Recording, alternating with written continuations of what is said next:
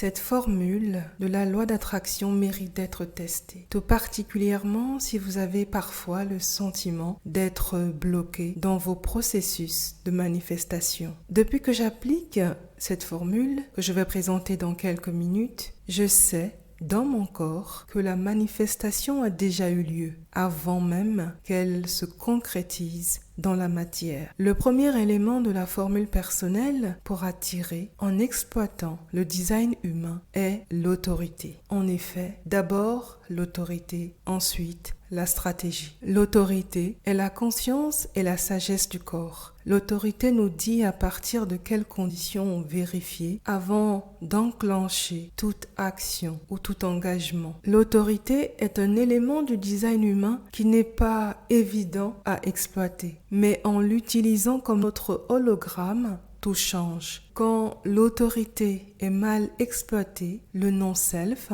ou non-soi sera le premier indice, la première réponse de l'invisible, c'est-à-dire colère si vous avez hérité du type manifesteur, frustration si votre type est générateur, colère et frustration si vous êtes générateur manifesteur, amertume et manque de reconnaissance si vous êtes projecteur, enfin la déception si vous êtes réflecteur. Comme je l'ai dit dans la vidéo sur le générateur manifesteur, les MG sont aussi des projecteurs. Je sais, en tant que MG, que parfois ce n'est pas la colère et la frustration que je ressens uniquement, mais bien l'amertume et le fait de n'avoir pas été reconnu. Mais quand j'ai commencé à noter ce manque de reconnaissance dans certaines démarches, j'ai plongé dans le design humain comme si le reste de ma vie en dépendait. D'où ces 5 éléments faciles pour attirer ce qui est juste pour vous en prenant le chemin de moindre résistance. Le type énergétique conditionne parfois l'autorité. Si vous êtes générateur, l'autorité est à coup sûr sacrale. Pour certains, c'est une petite voix, une connaissance, presque sonore. Pour moi qui suis MG, ça a souvent été un aha, un wow verbal, suivi d'une montée d'énergie. Parfois, c'est aussi un clic corporel quand je vois la réponse à quelque chose que je cherchais depuis longtemps. L'autorité sacrale donne toujours de l'énergie. C'est important de contacter aussi son autorité par des questions comme est-ce qu'en m'engageant dans ce projet, dans cette idée, ça va me bénéficier aussi? Est-ce que j'ai de l'énergie pour ça? Si oui, à quelle hauteur? L'autorité sacrale concerne aussi les manifesting generators, même s'ils ont une autre autorité principale. Deuxième autorité dans le design humain, l'autorité émotionnelle. Ici, on est invité à attendre, à traverser, à la limite, différentes émotions avant de s'engager. Par exemple, une personne avec l'autorité émotionnelle veut investir sur une formation. Dans les premières minutes, il y a un vrai enthousiasme. Cette personne peut passer par la joie, le désir, l'excitation, et puis le lendemain ou même la semaine d'après, ce n'est plus le cas. Tout simplement parce que cette personne aura pris le soin d'imaginer déjà être en possession de ce qu'elle voulait. La clarté vient du fait de faire comme si. Attendre a permis à cette personne de se poser d'autres questions. Est-ce que la formation répond à ce qu'elle cherchait vraiment? Est-ce que l'environnement proposé est juste pour elle? L'autorité émotionnelle nous met de facto en position de vulnérabilité. On peut retrouver une autorité émotionnelle chez les générateurs, chez les MG, les manifesteurs et les projecteurs. Troisième autorité, l'autorité splénique ou celle de la rate. La rate ou le spleen est aussi le plus ancien des 3 centres de prise de conscience avec l'ajna et les émotions. L'autorité splénique est la conscience intuitive et lorsqu'on a le centre splénique défini, on sait instinctivement ce qui n'est pas bon pour soi. Le corps peut identifier l'information jusqu'au bout et visualiser les conséquences, contrairement à une personne qui n'a pas de centre splénique activé et qui par conséquent devra parfois apprendre plus par des erreurs et des douleurs. De toute façon, l'intuition se manifeste toujours au moins 2 voire 3 fois. La première fois, on peut hésiter. La deuxième fois, quelque chose en soi persiste. Et la troisième fois, on ressent que c'est vraiment le bon moment. L'intuition apporte toujours une sorte de paix, de tranquillité d'esprit et d'âme. Autre autorité, l'autorité de l'ego ou du cœur, qui est l'autorité du willpower, du pouvoir, de la volonté, de l'ego, de la détermination et aussi de la valeur ontologique de soi et de l'estime de soi. Normalement, avec une autorité de l'ego, on suit ses désirs authentiques et on ne se définit pas non plus par ses succès. Vient après l'autorité extérieure, lunaire, concentrée chez les réflecteurs. Ici, il est conseillé de se relier au cycle lunaire de 28 jours, soit d'attendre donc cette période pour trouver la clarté dont on a besoin avant de prendre une décision, car ils n'ont aucun centre défini. D'autres autorités assez rares, comme l'autorité du soi ou l'autorité environnementale, existent aussi. Et si c'est votre cas, je vous recommande d'étudier cela en profondeur, n'ayant jamais rencontré à ce jour des personnes qui ont une de ces 2 autorités. L'autorité, en conclusion, aide à faire le premier tri sélectif, ce qu'on veut, ce dont on a besoin, ce qui fait danser l'âme versus ce qu'on croit vouloir, en vivant dès maintenant ce qu'on veut, puisque le cerveau ne fait pas la différence entre le réel et l'imaginaire. Beaucoup d'entre nous s'apercevront peut-être que leur liste pouvait être réduite de 80% sans manquer les plus hauts désirs de leur cœur. Deuxième élément de la formule pour attirer ce que vous voulez vraiment est les portes dans les canaux indéfinis. Les portes présentes dans les canaux indéfinis sont mon chouchou, ma découverte la plus bouleversante parce qu'elles aident à trouver ce qu'on peut écouter par curiosité afin de ne conserver que ce pourquoi la conscience du corps a été programmée. J'ai presque envie de dire que ces portes dans les centres indéfinis sont aussi des portes de découverte de sa zone de génie quand on les étudie en profondeur. Globalement, les centres et portes indéfinis, c'est trouver ces 1% d'informations viables et durables dans le buffet du monde. Parce que le type énergétique c'est bien, les portes c'est mieux. Chaque centre a des portes, même si votre centre a un défini et qu'il y a des portes activées, même inconscientes, restez ouvert et curieux, mais à la fin, pour vous définir et donc définir vous-même un centre indéfini, le secret est là où les portes qui se trouvent dans ce centre. L'astuce que je peux partager quand on a l'autorité émotionnelle est de regarder aussi les décisions que vous voulez prendre sous le prisme de vos centres indéfinis. C'est ce dont vous avez ou aurez besoin pour compléter le processus de manifestation. Dan Sullivan, entrepreneur et fondateur de Strategy Coach, a développé un merveilleux concept sous l'acronyme VOTA, vision, obstacle, transformation, action. Les centres indéfinis et les portes qui s'y trouvent servent d'entonnoir des informations, vous montrent où sont les obstacles et les travailler crée de la transformation intérieure. Et quand le corps est libéré, vous avez déjà plus d'estime de vous-même, de confiance en vous-même avant d'agir. Le temps qu'on prend n'est pas perdu. C'est ce qui fait qu'en agissant, on sait que la manifestation a déjà eu lieu. Et là, je pense aux paroles de Jésus. Heureux celui qui a cru sans m'avoir vu. Je pense à la fameuse phrase d'Abraham X. It is already done. En français, c'est déjà accompli. Le O été de Vota me rappelle 2 phrases que j'ai entendues et qui m'ont marqué. À savoir, Les émotions sont la mémoire du passé. Deuxième phrase, le trauma reste rangé comme une vibration. Les portes dans les centres indéfinis sont donc une porte de sortie du conditionnement émotionnel ou traumatique. Avoir des centres indéfinis nous expose à l'absorption au quotidien des pensées, des croyances, des émotions qui sont stockées dans nos autres corps et dans notre champ vibratoire. La structure que les autres ont trouvée nous aide à nous qui avons des centres indéfinis à savoir où ranger les informations, un peu comme un plan d'architecte désigne la cuisine, la salle de bain, le salon, la pièce à vivre et là où les chambres. Quand on a des centres indéfinis, on est plus sensible à la confusion. Notre ennemi numéro 1. Le but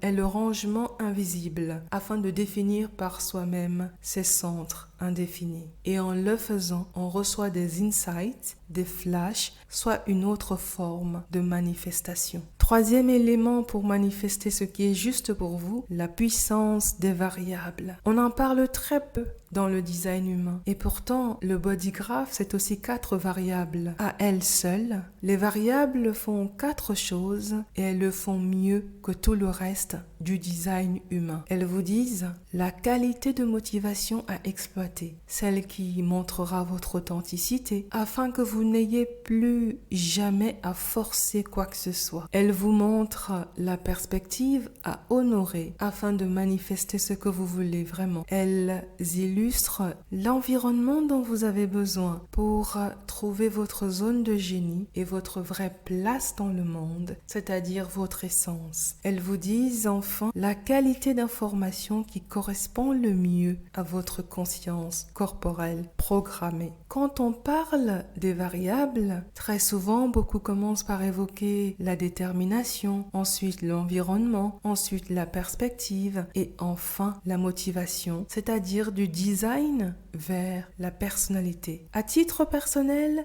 j'ai fait l'inverse. D'abord parce que dans la lecture du profil, par exemple, la tradition veut qu'on commence de la première ligne consciente vers la deuxième ligne de design. Or, la motivation et la perspective sont extraites des informations côté personnalité, alors que la détermination et l'environnement sont extraits du design. Ça veut dire quoi concrètement? Eh bien, ça veut dire qu'en suivant sa motivation, on manifeste sa perspective. Et la perspective est ce qui définit si on est un manifesteur spécifique ou actif, ou si au contraire, on est un manifesteur passif, c'est-à-dire non spécifique. Certains sont des manifesteurs actifs, yang. Ils peuvent détailler au maximum ce qu'ils veulent. Je fais partie des manifesteurs non spécifiques, passifs, réceptifs, dont yin. Comment le savoir? Eh bien, regardez la direction de la première flèche en bas à droite. Étant un manifesteur non spécifique, je n'ai pas à créer tout ce que je veux, mais j'ai le droit de suivre mes émotions comme mon autorité émotionnelle. Ce qui serait génial, mon rêve quoi. Quand je le fais, je manifeste plus que ce que j'aurais imaginé. Le manifesteur spécifique va par exemple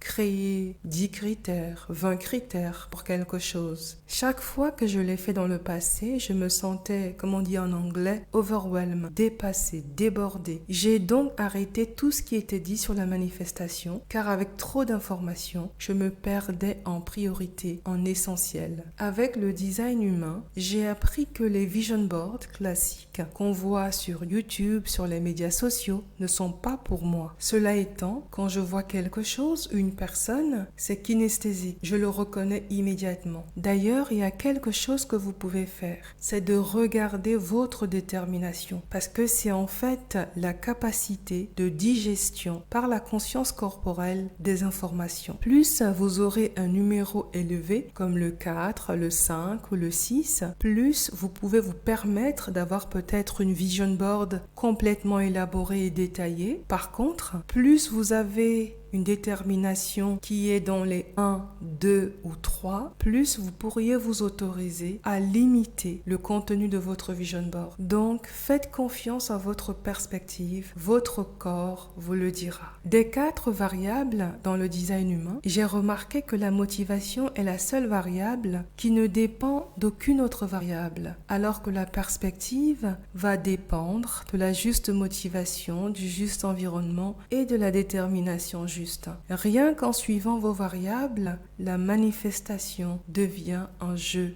d'enfant. Si vous avez du mal à manifester, il peut y avoir 4 raisons que j'ai moi-même vécues. Vous n'exploitez pas votre motivation ou vous êtes en transférence. Vous n'exploitez pas votre perspective ou vous êtes en transférence. Vous n'êtes pas dans votre environnement programmé. Vous n'avez pas encore les informations qui vont libérer la manifestation. C'est-à-dire qu'ici, il serait recommandé de regarder votre détermination et la ligne ou le numéro qui est indiqué vous dira quel type d'information vous avez besoin. 4e élément dans la formule d'attraction personnelle, les clés génétiques, tout particulièrement la séquence perle. Parce que la perle active la séquence Vénus et la séquence Vénus crée la création d'un nouveau self, c'est-à-dire le futur self. C'est un processus de l'intérieur vers l'extérieur. Alors que très souvent, quand on parle des clés génétiques, on parle d'abord de croix d'incarnation, soit le nouveau self, puis de séquence Vénus et enfin de perles. La question que je me suis posée en fait, c'est pourquoi attendre de passer par le chat de l'aiguille quand commencer par le chat de l'aiguille est l'entonnoir, le sentier dont on a besoin pour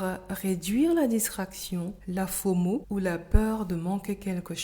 Après avoir tout essayé, j'ai remarqué que la séquence perle est un raccourci pour manifester plus, mieux et plus loin. Dans la séquence perle des clés génétiques, la vocation résonne comme le pourquoi spirituel. La culture est le changement qu'on est venu être dans le monde. Le soleil conscient ou l'œuvre de vie, le life work, résonne comme l'identité spirituelle de départ, car Dieu ou le divin est toujours conscient de lui-même. Et je vois la perle comme la condition, le facteur clé de succès de l'équation de la séquence. Autrement dit, pour attirer à partir des clés génétiques, j'utilise d'abord la porte de ma perle. Elle conditionne toutes les autres portes de la séquence et montre ce qu'il y a à éviter, la porte à ouvrir et celle à ne surtout pas essayer. Après la perle, j'utilise la porte de la vocation comme moyen instrument pour la vraie mission ou la mission extérieure, qui est la porte de ma culture. Je vois enfin l'œuvre de vie comme une aide extérieure, ce qui vient du ciel, d'en haut, de l'univers. La porte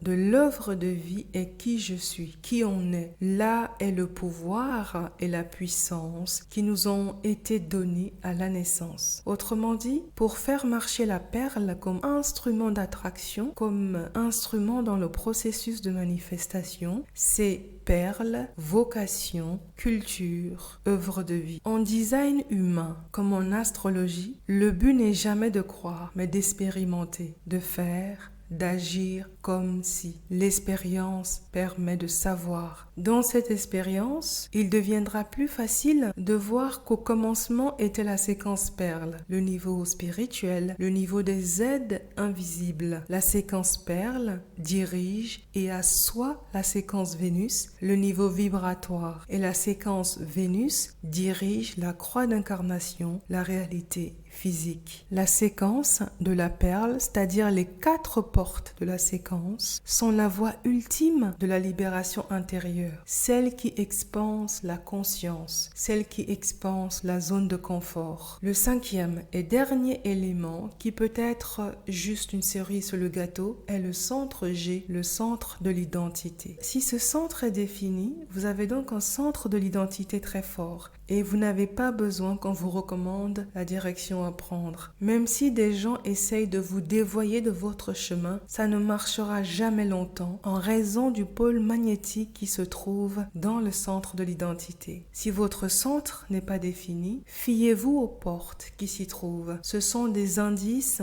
d'une identité à affirmer. Quand on n'a pas le centre G défini, le risque est d'écouter des personnes qui vous disent de faire ceci, de faire cela. Ces personnes risquent à travers vous de créer juste des clones d'eux-mêmes. Par contre, si chacun de nous s'efforce beaucoup plus de dire ce qu'il a fait, de partager ses secrets, ses astuces, ou alors d'aiguiller sans diriger, votre conscience corporelle vous dira si cela mérite confiance ou pas. Le corps parle tout le temps. Le corps nous parle tout le temps. Chacun de ces 5 éléments développés dans cette vidéo vous rapprocheront de votre pouvoir et de votre puissance de manifestation, sans résistance et surtout sans chichi. La bonne nouvelle, c'est que cette méthode est universelle parce que nous n'avons pas les mêmes informations, mais nous avons tous les mêmes sources. Dans le design humain, vous avez une autorité, vous avez une séquence perle, vous avez un centre de l'identité et vous avez des portes dans les centres indéfinis. Nous arrivons au terme de la masterclass sur le design humain. J'espère qu'elle a contribué ou qu'elle va contribuer à une meilleure connaissance de vous-même. Je serai ravie de lire vos expérimentations en commentaire. D'ici le prochain partage, bonne suite de vacances et à bientôt.